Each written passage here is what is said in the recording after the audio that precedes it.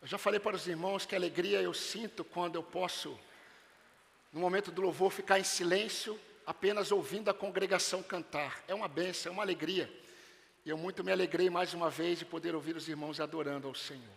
Evangelho de João, capítulo 1. Convido você a abrir a sua Bíblia. Evangelho de João, capítulo 1. Vamos hoje dar continuidade.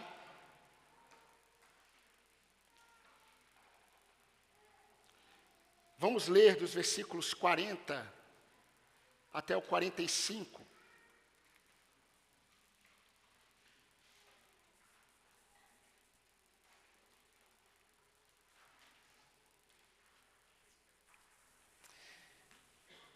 Evangelho de João, versículo 40 diz assim: André, o irmão de Simão Pedro, era um dos dois que tinham ouvido o testemunho de João e seguido Jesus. Ele encontrou primeiro seu próprio irmão Simão, a quem disse: achamos o Messias. Messias quer dizer Cristo. E o levou a Jesus. Jesus olhou para ele e disse: você é Simão, filho de João, mas agora será chamado Cefas. Cefas quer dizer Pedro. No dia seguinte, resolveu ir para a Galiléia e encontrou Filipe, a quem disse: siga-me. Esse Filipe era de Betsaida, cidade de André e de Pedro. Filipe encontrou Natanael e lhe disse: achamos aquele de quem Moisés escreveu na lei e a quem se referiram os profetas, Jesus o Nazareno, filho de José. Amém.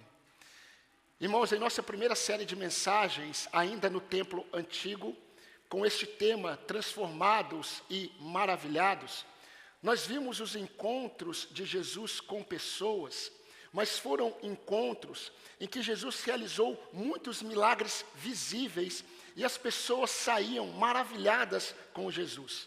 Nesta segunda série que estamos observando, nós estamos vendo o encontro de Jesus, estamos começando a ver o encontro de Jesus com pessoas em que ele está realizando o maior de todos os milagres, produzindo a fé que salva.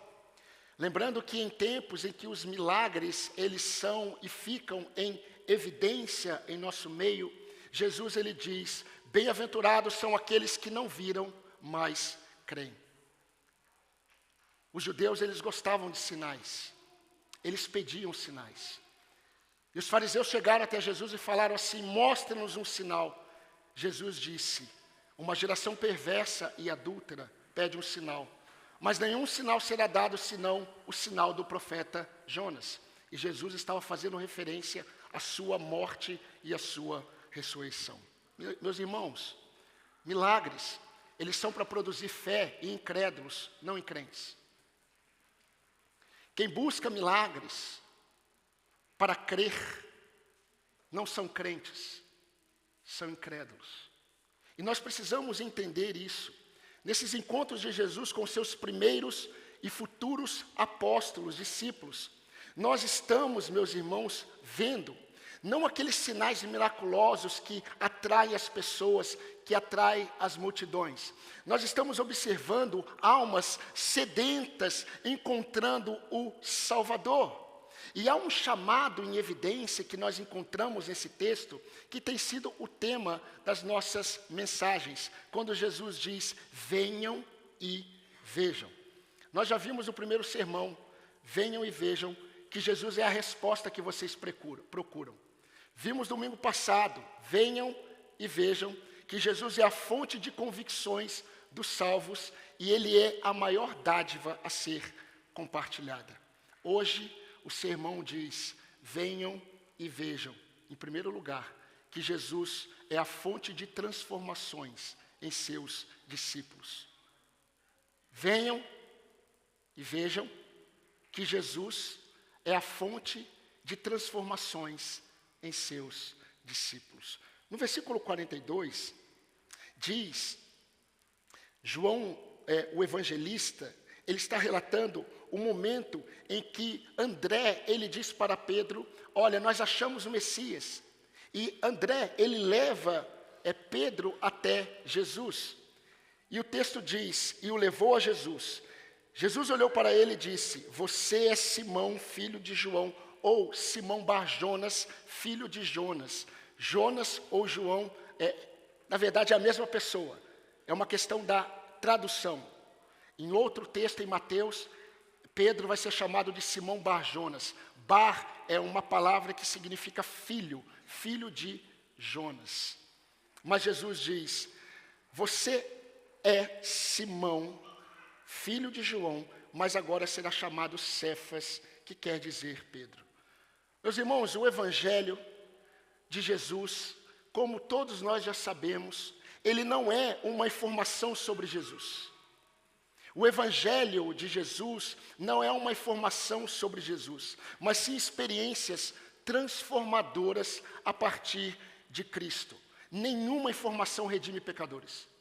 Nenhuma. Nenhuma informação sobre Cristo redime pecadores.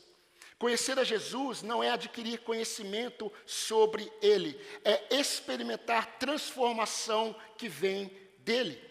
Paulo escreveu aos Coríntios, se alguém está em Cristo, nova criação é. As coisas velhas já passaram, eis que são todas novas, ou são novas todas as coisas. Segundo aos Coríntios 5:17.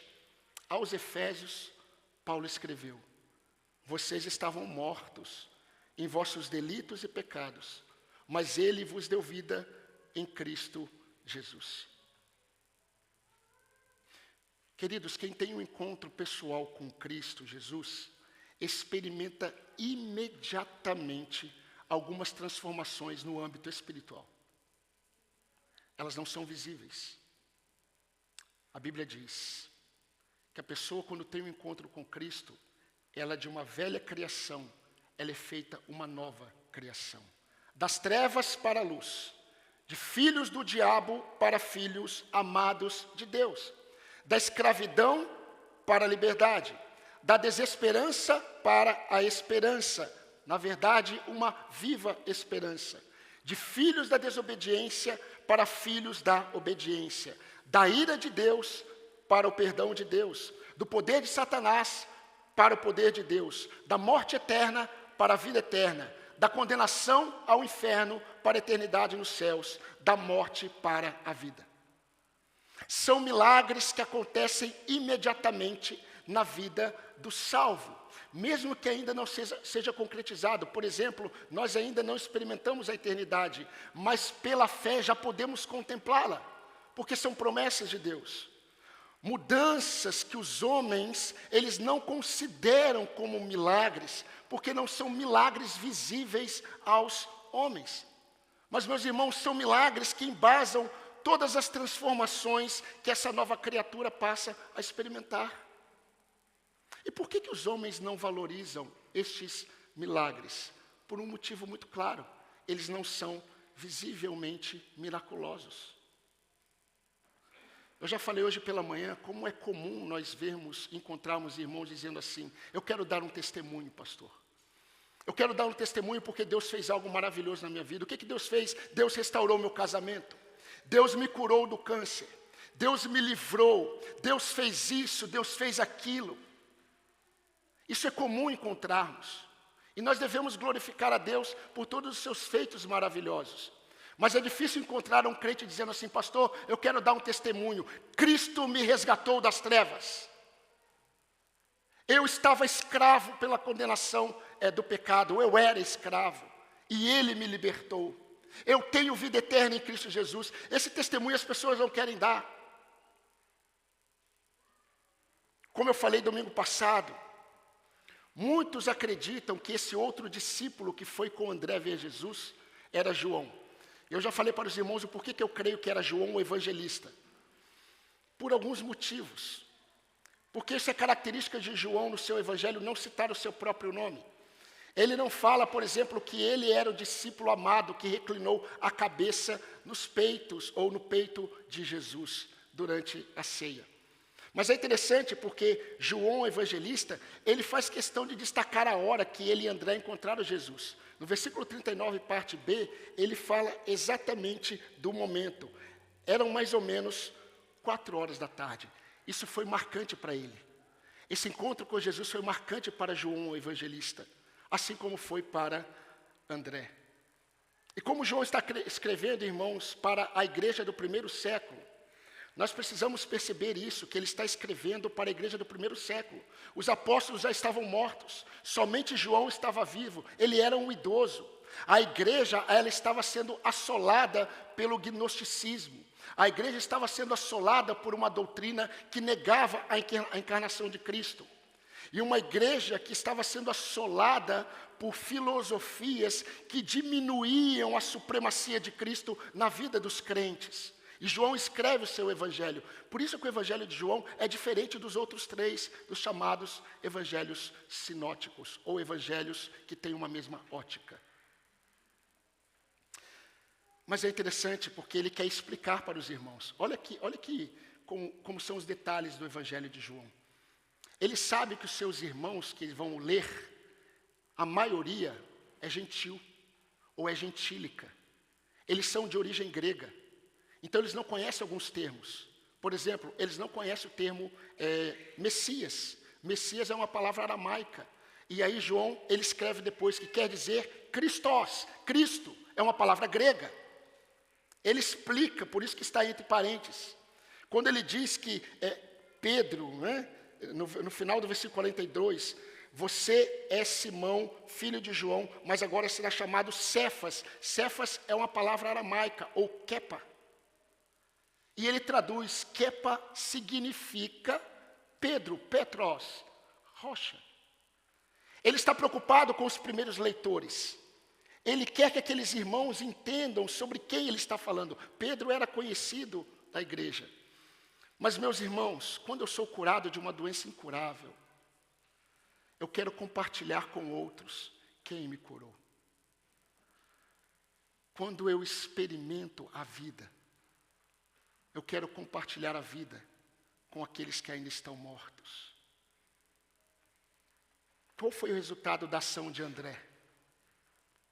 Logo depois de André ter tido convicções sobre o Messias, André, ele corre para Pedro, e ele mostra Pedro, ele fala para Pedro, nós encontramos, mas ele não faz só isso, ele leva Pedro até Jesus. E é interessante, meus irmãos, porque quando nós percebemos isso, nós vemos que Pedro, ele conheceu a Jesus e ele experimentou a primeira mudança vinda da parte de Jesus, que tem a ver com a sua identidade. No versículo 42, nós vamos ver Jesus mudando o nome de Pedro, ou de Cefas para Pedro, porque Jesus está trabalhando na identidade deste homem. E o texto diz que Jesus, quando viu Pedro, Jesus falou, você é Simão, ou Simeão, um nome hebraico. Um nome que veio do hebraico e aí passou para o aramaico, que é uma língua muito parecida com o hebraico. Você é Simão, filho de João, mas agora será chamado Cefas. Meus irmãos, é interessante porque essa foi a primeira vez que Jesus viu Pedro. Essa foi a primeira vez que Pedro viu Jesus. Foi a primeira vez que esse encontro ele acontece. E quando Jesus vê Pedro, não há uma apresentação formal. André não faz assim, Pedro, esse é Jesus de quem eu falei. Jesus, esse é o meu irmão, Pedro. Não há nenhuma formalidade. Vem de Jesus a palavra, você é Simão, filho de João, mas agora será chamado Cefas. Ou agora você será chamado Pedro. Jesus toma a iniciativa. E é interessante, Jesus toma a iniciativa e Jesus revela, meus irmãos, um grande detalhe. O que Jesus fala não é apenas o nome de Pedro. Ele não mostra que ele conhecia apenas Pedro. Ele diz que ele conhecia a origem de Pedro. Você é Simão, filho de João. Eu não conheço apenas você, eu sei de onde você veio. Eu sei quem é a sua família. Mas há um detalhe no texto. João, ele utiliza uma palavra para destacar esse momento. Quando João, ele utiliza a palavra olhou, o verbo olhar, essa palavra diz que Jesus, ele não apenas olhou para Pedro, Jesus fitou os olhos em Pedro. Jesus fixou seu olhar nos olhos de Pedro, e esse olhar é um olhar que sonda.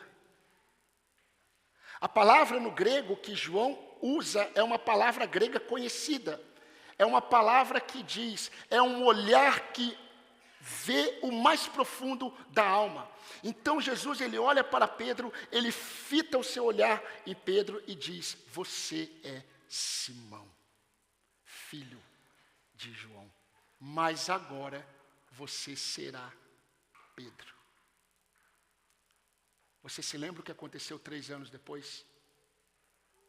Você consegue compreender por que Pedro, quando ele estava ao redor daquela fogueira, e ele negou Jesus três vezes, e de repente ele olha para dentro do local onde Jesus está sendo julgado. Jesus, ele se inclina e ele olha na direção de Pedro. A mesma palavra está presente. Jesus fita Pedro. E Pedro chora amargamente. Provavelmente Pedro se lembrou desse primeiro encontro em que Jesus olha profundamente em seu olhar. E Jesus muda a sua identidade. E agora, depois de 3 anos, ele está vendo o mesmo olhar. Jesus sabia quem ele era. Mas há algo a mais. Jesus estabelece um marco de mudança. Eu gosto dessa expressão. Até agora você era, mas agora você será. Até agora você era. Você é Simão. Até agora você foi chamado, reconhecido como Simão, filho de Bar-Jonas. Mas agora você será. 2 observações breves aqui, irmãos. Primeira observação. Essa mudança não veio de Pedro. Ela partiu de Jesus. Entenda isso. Essa mudança partiu de Jesus. A segunda observação é que nem todos experimentam as mesmas mudanças, mas todos mudam. Nem todos experimentam as mesmas mudanças, mas em Cristo todos mudam. E essa é a grande verdade. Aquele que conhece a Cristo, ele nunca mais pode ser a mesma pessoa de antes. A mudança, ela se torna uma evidência visível na vida de pessoas que encontram Cristo. Transformações. E essas transformações, elas não param. Elas são contínuas até a volta de Cristo. A Bíblia diz que quem está em Cristo, ele está crescendo para alcançar a estatura do varão perfeito. Se não está acontecendo transformação, há algo acontecendo. Jesus, ele é um marco das transformações e a fonte de todas essas transformações. Irmãos, essa é uma série de sermões expositivos. E como eu já disse para os irmãos lá no início, nós não podemos perder de vista para quem João está escrevendo. Em quem João está pensando quando ele escreve?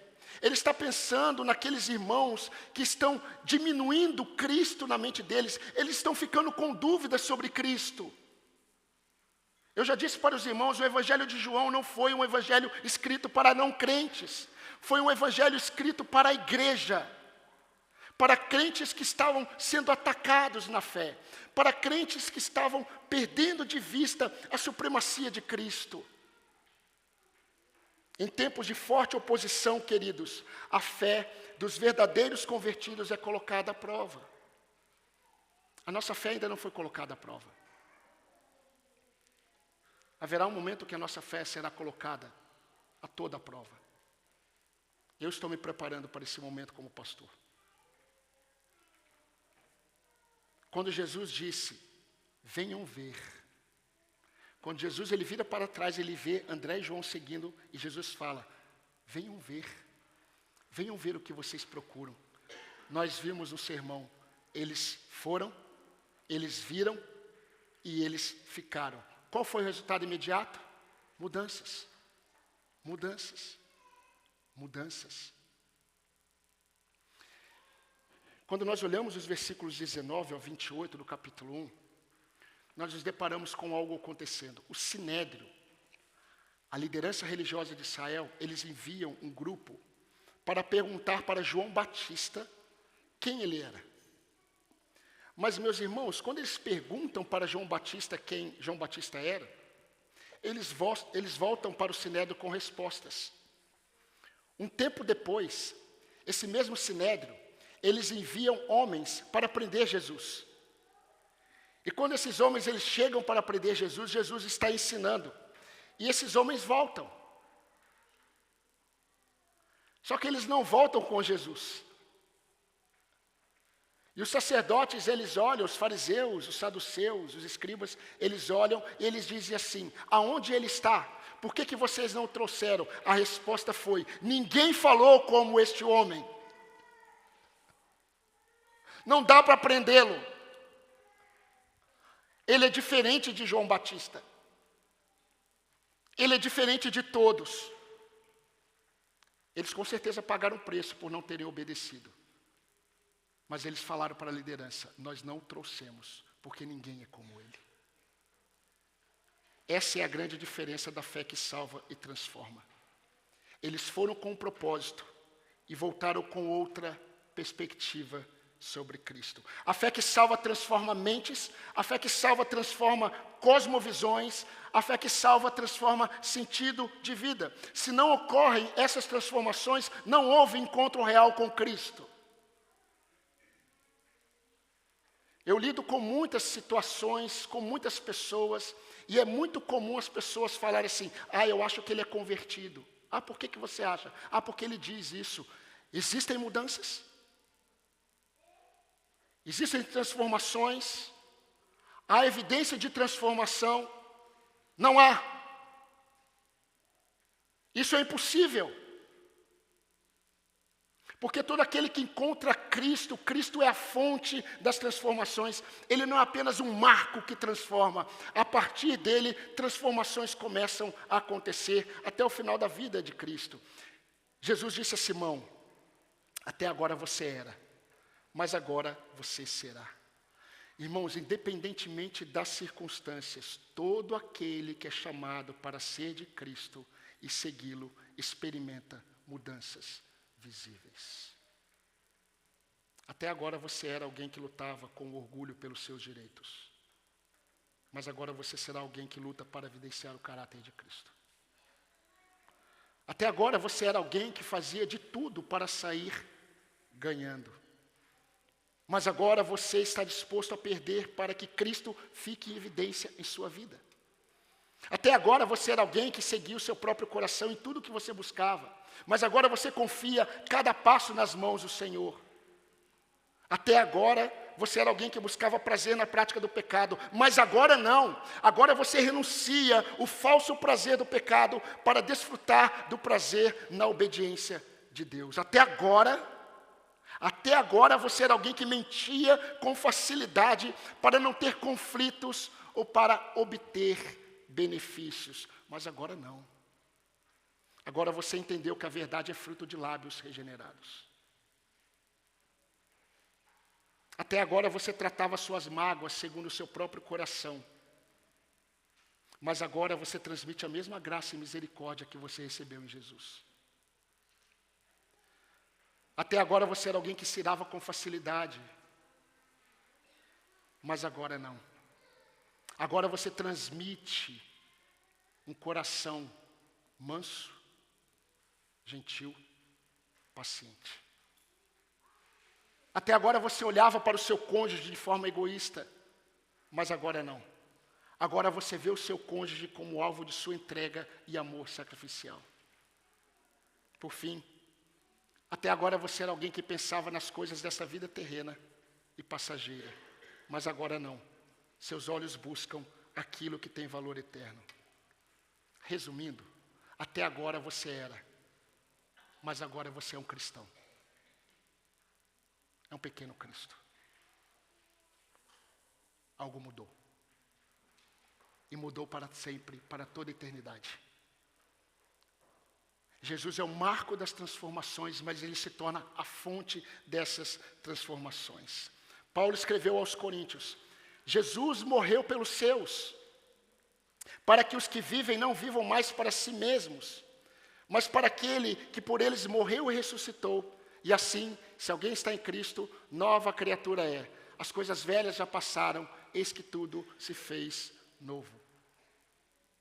Isso acontece, meus irmãos, porque Jesus é a fonte das transformações em seus discípulos. Eu preciso fazer algumas perguntas para você, meu amado ouvinte. A sua vida, ela tem sido transformada desde a sua suposta conversão.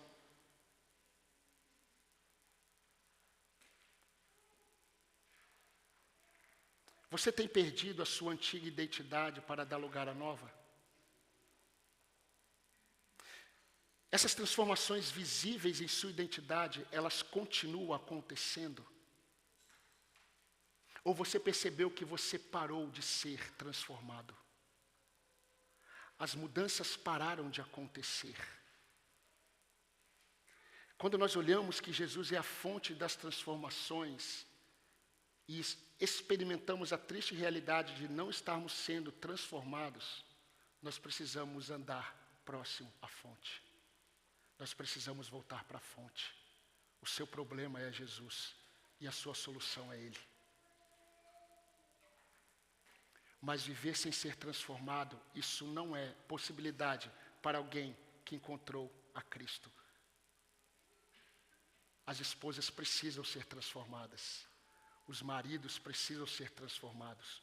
Os jovens precisam ser transformados. As crianças são transformadas. E essas transformações, elas não param. Venha e veja que Jesus é a fonte das transformações que você precisa. Volte para Cristo. Volte para a fonte. Que Ele vai começar a arder em seu coração o desejo de mudança. Mudança bíblica. Que evidencia o caráter daquele que te encontrou e disse: até agora você era, mas agora você será.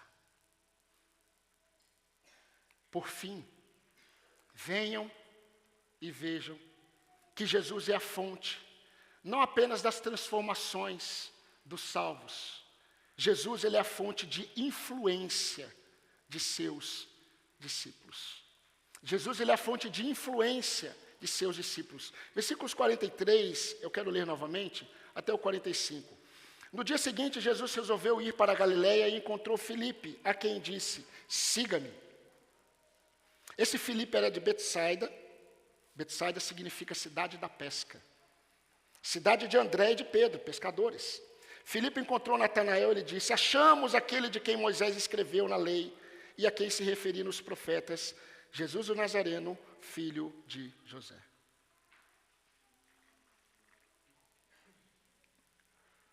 Talvez você já saiba dessa informação, mas no período intertestamentário, aquele período entre o Antigo Testamento e o Novo Testamento, talvez a sua Bíblia tenha uma folha em branco entre o último livro do Antigo Testamento e do Novo.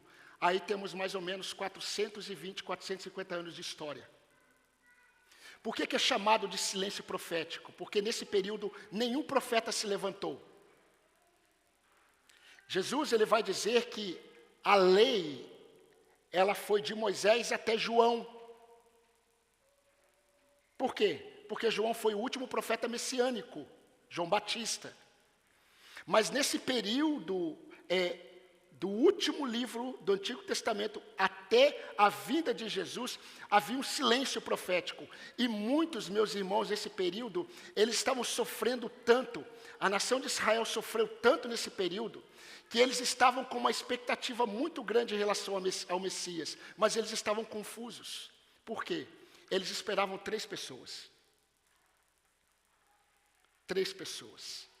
Eles esperavam a vida de um grande profeta, que Moisés, ele prometeu. Eles esperavam a vinda de Elias, e eles esperavam a vinda do Messias. Elias viria antes. O grande profeta talvez também viesse antes. Eles eram confusos. Percebam como os levitas e sacerdotes do templo, eles mandam perguntar a João Batista. Olhe na sua Bíblia, versículo 19 e 20. Quem é você, João? A resposta de João Batista diz que eles perguntaram algo a mais. João Batista diz assim: eu não sou o Cristo. Provavelmente eles perguntaram: quem é você, João? Você é o Cristo? João diz no versículo 20, eu não sou o Cristo. Versículo 21, outra pergunta: você é Elias? Interpretação equivocada de Malaquias 4:5. Versículo 21, parte B, você é o profeta? Percebam o artigo. Eles não dizem você é um profeta, eles dizem você é o profeta, o grande profeta prometido. Agora olha no versículo 25. Depois de João Batista falar, não, eu não sou o profeta, eu não sou o Messias, eu não sou quem vocês estão dizendo, eu não sou Elias. Aí eles dizem, então por que você batiza se você não é o Cristo, nem Elias e nem o profeta? Agora veja a conclusão de Filipe, quando ele encontrou Jesus, e ele foi falar com Natanael no versículo 45. Felipe, ele sai cheio de convicções, e ele diz assim a Natanael, achamos aquele de quem Moisés escreveu na lei. Achamos. Ele não é o profeta, somente. Ele não é Elias. Ele é aquele que se referir aos profetas, ele é Jesus, o Nazareno, filho de José. Domingo que vem nós vamos perceber como essa fala final de Filipe produziu um questionamento tremendo na mente de Natanael. Mas isso vai ficar para domingo que vem. Mas o apóstolo João explica no versículo 44 que esse Filipe, ele entra em cena agora. Ele era de Betsaida, a mesma cidade de Pedro e de André. Então, meus irmãos, João, o evangelista, quando ele escreve, ele não precisa dizer quem influenciou Filipe. Quem falou de Jesus para Filipe? Se ele era da mesma cidade de André e de Pedro, quem falou para Filipe? André e Pedro. Mas há uma verdade mais ampla aqui. Quando nós olhamos, meus irmãos, a revelação progressiva de Deus. Deus, ele se revelou de forma progressiva. E nós vemos desde Gênesis, Deus se revelando até Cristo. E ele continua mostrando Cristo. É interessante isso. Deus, ele vai se revelando até Cristo. Quando Cristo vem, os autores bíblicos dizem, ele é a expressão exata do ser de Deus. A partir daí, a palavra de Deus, olhem para o Messias, olhem para ele. É só fortalecendo a fé no Cristo. Quando Deus chama os seus servos, ele torna esses servos influenciadores para a vida. A vida é Cristo. Começou com Moisés. Moisés apontou para frente. Os profetas olharam para Moisés e os profetas apontaram para frente. Eles influenciaram os profetas João Batista. E João Batista influencia André e João. André e João correm e influenciam Pedro.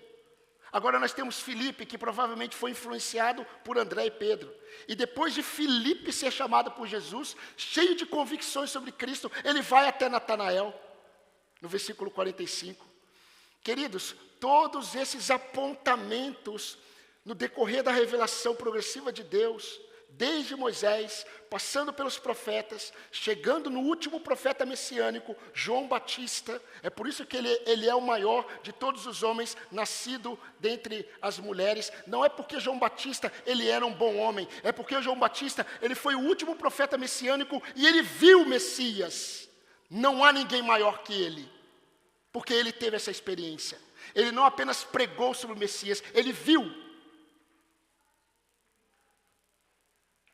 E quando o Messias chega, eu saio de cena. Sabe por quê? Porque o que importa é que todos vejam o Messias. Agora, meus irmãos, para nós irmos para as aplicações finais, essa escrita de João deveria produzir alguns efeitos nos primeiros leitores, naqueles crentes, naqueles irmãos lá do século I. Que estavam sendo influenciados, a fé estava abalada. O primeiro efeito que provavelmente esse evangelho produziu naqueles crentes é que elevou Jesus como alvo final da revelação de Deus para eles. Na mente daqueles crentes que estavam enfraquecidos na fé. Esse foi o primeiro efeito dos primeiros leitores do evangelho. O segundo efeito, queridos, que deve ter produzido, é que estimulou esses crentes abatidos a assumirem a identidade de influenciadores nas mãos de Deus. Mais uma vez, de graça recebestes, de graça dai. Eu fui influenciado para influenciar. Eu recebi vida para transmitir vida. Eu conheço a Cristo para revelar Cristo. eu experimento de Jesus para levar outros a experimentarem Jesus. Amados irmãos e irmãs, no decorrer da história da igreja, no decorrer da história do povo de Deus, sempre houve e sempre haverá a tentativa de diminuir a supremacia do Senhor em nossos corações. Sabe por que Deus permite coisas acontecerem com as nossas vidas? Para nos mostrar que Cristo é tudo em nós. A nossa vida é tão passageira, mas é tão passageira, que Deus permite muitas vezes algumas coisas acontecerem para nos lembrar disso. Que a nossa vida e nossa esperança está em Cristo. Nada pode diminuí-lo em nossas vidas, nada. Nenhum brilho pode ofuscar a glória de Cristo em nossos corações, nada. Nenhum roubador da glória de Deus pode fazer parte da nossa vida, nenhum. Por isso o Espírito de Deus, Ele sempre levantou e sempre levantará homens e mulheres para redirecionar o coração do seu povo para um fim maior, ver Cristo como o único Senhor. Meus irmãos, poderíamos meditar por um ano nessa expressão, Cristo é o Senhor. E se nós parássemos agora para pensar nisso, Cristo é o Senhor, e olhássemos para a nossa vida de segunda a domingo, iríamos perceber que nem sempre isso é verdade.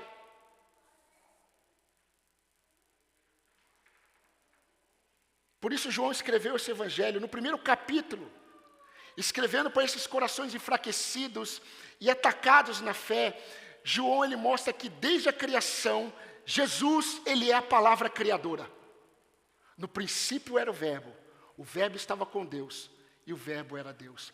Esse verbo, que vocês estão ouvindo aí, que ele não veio em carne, esse verbo que criou todas as coisas, ele se fez carne e habitou entre nós, e nós vimos a sua glória. João quer produzir nesses crentes uma chama sobre Cristo e conduzindo o coração para Cristo. É isso que ele quer. Cristo está sendo elevado. E ele agora, nesse texto que nós estamos observando, ele está falando exatamente isso. Olhem, discípulos de Jesus, olhem as primeiras experiências dos primeiros apóstolos. Eles não apenas viram Cristo, eles reconheceram Cristo e eles apontaram Cristo, assim como Moisés, assim como os profetas, assim como João apontou, André viu, João viu. Eu mostro para Pedro, ele aponta para Pedro. Pedro vê, vamos falar com Filipe, aponta para Filipe, meu Deus, é Ele. Ele corre para Natanael, é Ele. E como nós que conhecemos a Cristo, ficamos parados.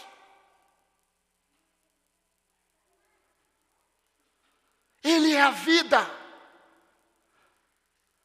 que deve queimar em nosso coração, para que possamos influenciar outros que estão perdidos ao nosso redor. Querido, você já percebeu, ao seu redor há trevas, vidas sem vidas. E o diabo, ele é tão astuto que ele fica usando as circunstâncias que devem ser para olharmos para o Senhor. O diabo usa, falando coisas no nosso coração, e a gente fica olhando para o nosso próprio umbigo, a nossa situação, a minha dor, o meu sofrimento, o meu problema. Levante os olhos. Você tem Cristo. Você tem tudo. Ele não apenas influenciou sua vida, ele continua influenciando, ele deve influenciar. Versículo 7, João o evangelista, não Batista. Ele falando sobre João Batista, ele diz, João Batista, ele veio como testemunha para testificar a respeito da luz. Ele não era a luz. Ele veio para testemunhar e testificar a respeito da luz, para que todos viessem a crer por meio dele. Irmãos,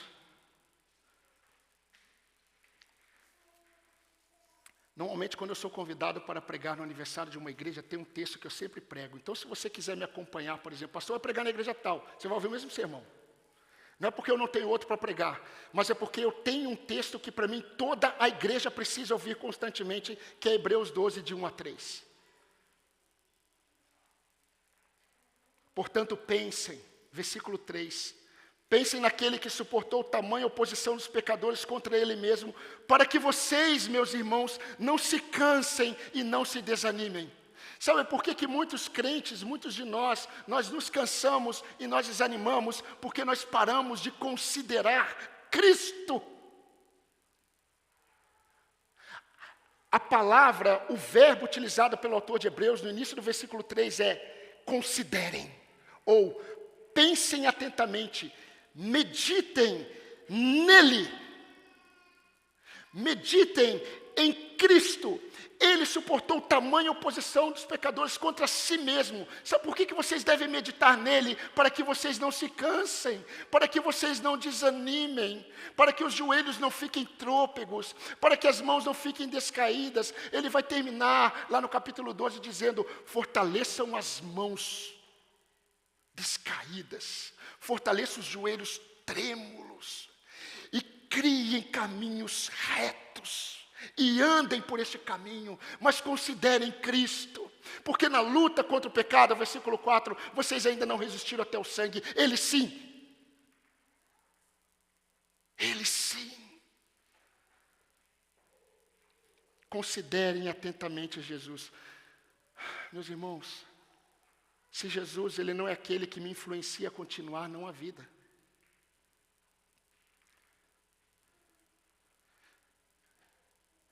Eu não preciso de motivações.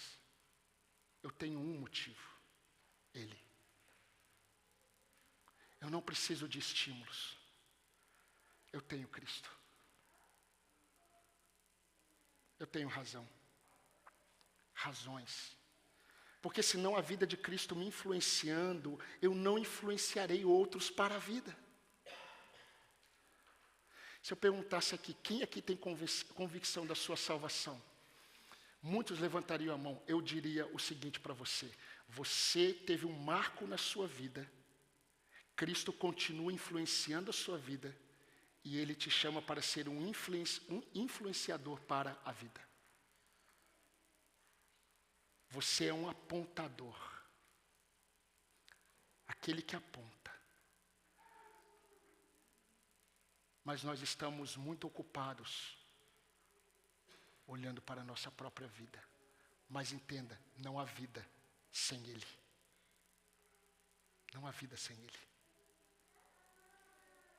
O dia que Cristo parar de me influenciar, esse púlpito não influenciará ninguém para a vida. Ninguém. Quanto mais tempo passa, irmãos, eu já estou terminando. Quanto mais o tempo passa, mais precisamos ser influenciados pela vida de Cristo.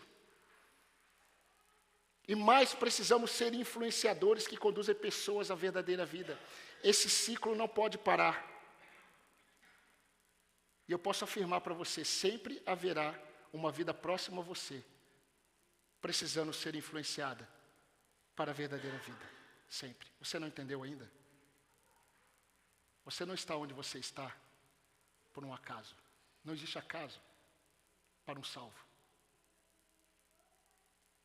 As pessoas que estão perto de você, elas vão passar. O quanto você tem influenciado essas vidas para Jesus. É isso que conta no final. Isso vai depender do quanto Cristo está influenciando a sua vida. Ele é fonte de transformações e Ele é fonte de influência. Sempre haverá uma vida próxima a você, precisando ser influenciada para a vida. Talvez seja o seu filho. Talvez seja o seu neto. Seu neto está crescendo. Ele não enxerga Cristo. Sabe por quê? Não estão apontando Cristo para ele. Talvez seja o seu cônjuge. Ao invés de falar e pensar mal do seu cônjuge, aponte Cristo para ele. A partir da influência que Cristo está produzindo na sua identidade.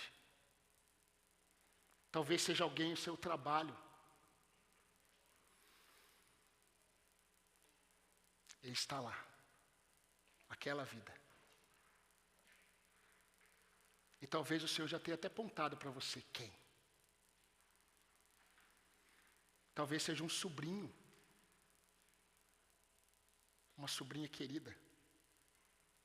Talvez seja um irmão em Cristo que está com os olhos totalmente ofuscados pelas coisas dessa vida. Meus irmãos, em tempo de muitos influenciadores digitais que buscam a sua própria glória e os muitos seguidores, Deus nos chama para sermos influenciadores de vida. Sabe qual é o detalhe? Nós não tornamos pessoas nossas seguidoras. Quando nós assumimos a postura de influenciadores para a vida, essas pessoas, elas começam a seguir Cristo, a verdadeira vida, não nós. Jesus Cristo, o Senhor, Ele é a fonte de nossas transformações, Ele é a fonte de nossas influências. Esse é o nosso Deus. Que Deus te abençoe e fortaleça a sua fé. Vamos orar?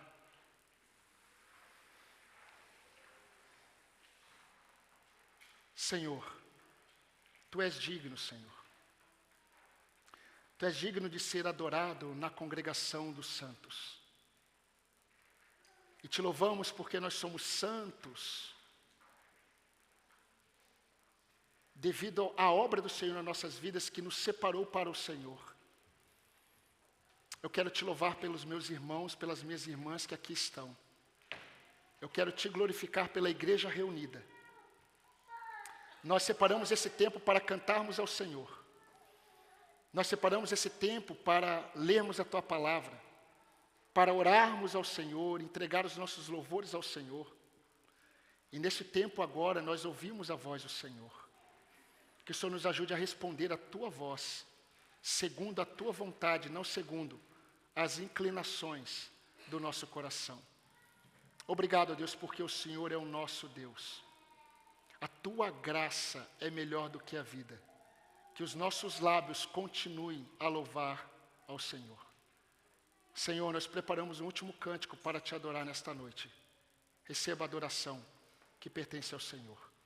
Oramos no nome de Cristo Jesus, a nossa esperança. Amém, Senhor. Amém. Convido vocês a se colocar em pé e vamos cantar um último